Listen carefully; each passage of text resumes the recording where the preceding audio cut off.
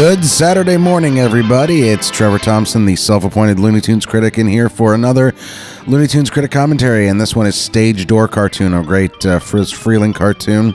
And one of the first things you're going to notice right off the bat, the music that plays over the opening titles is What's Up, Doc. We use it on our Looney Tunes Critic opening theme, and this is the first time it was ever used. Mike Maltese did the story, and animation Jack Bradbury. 5 other animators worked on this that didn't get credited. Dick Beckenbach, Ken Champion, Gary Chiniquay, Manny Perez, and Virgil Ross. I'll try to point those guys out when their stuff comes up.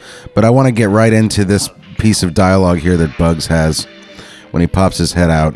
It's actually reused audio of Mel. I'll do it. But I'll probably hate myself in the morning.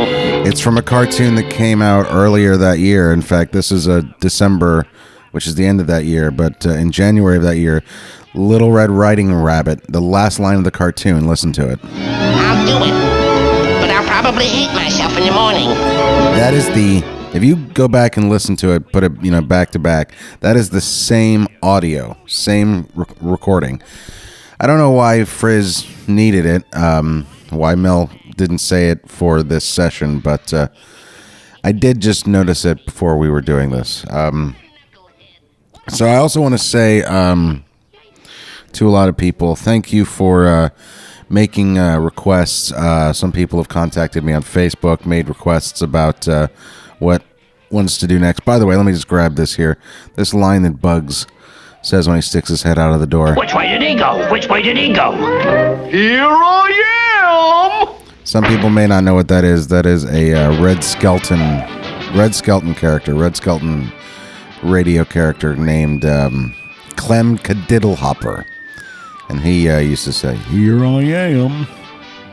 It also shows up in Buckaroo Bugs and a few other cartoons. Now, the basic... This cartoon has a lot of history and a lot of points to it, so that's why I'm doing it. Actually, it's kind of historical. First of all, the basic premise of the whole thing, where the premise that you hang all the gags on, the idea that Bugs runs into a stage after being chased by Elmer, and that's what gets Elmer off of his tail. They do it again a number of different times, probably most famously in Rabbit of Seville, which is Mike Maltese, who did the story for this. He worked with Chuck, and that's a Chuck cartoon, Rabbit of Seville. But Friz did it again in Hairdo in 1949, and also in High Diving Hair, with the whole high diving thing. I'm sorry, Bugs. I was worried for your. I was listening to what Bugs was saying. But as I was saying before, I want to thank everybody for that are watching these videos.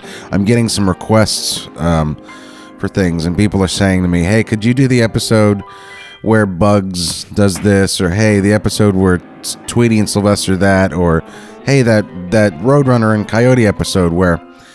And I gotta just say real quick, I realize that we are like generation 4 or maybe even 5 of people who grew up watching these cartoons on television.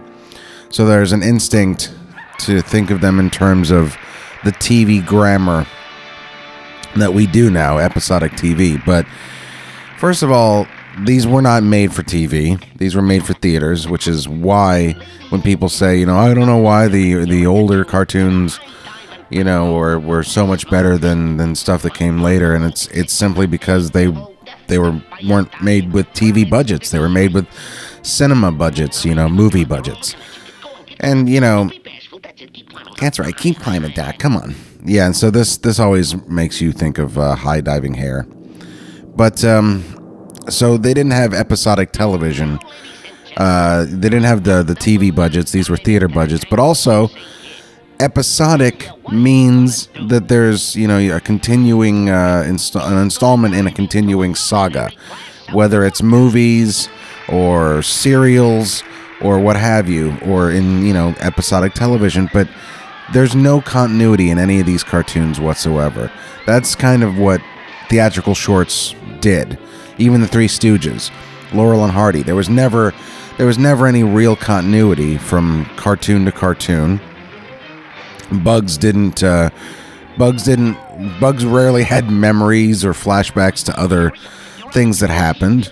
So basically what I'm saying is I'm happy to do commentaries for any number of cartoons. We'll probably get to them eventually anyway. But please stop calling them episodes. If you call them episodes, I'll have an episode. There you go. So, that's my bad episode joke. How do you like it?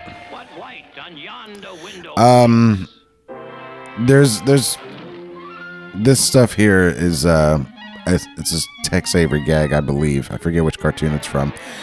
This is like 1 to 2 years after Tex Avery leaves the studio. Silly as he is the sign holding is definitely a Tex Avery style gag, and it's interesting. His influence is still felt in the studio even after he's gone. This animation, if I'm not mistaken, which I may very well be, I believe this animation is Virgil Ross. It kind of, I don't know why I say that, but to me it looks like Virgil Ross.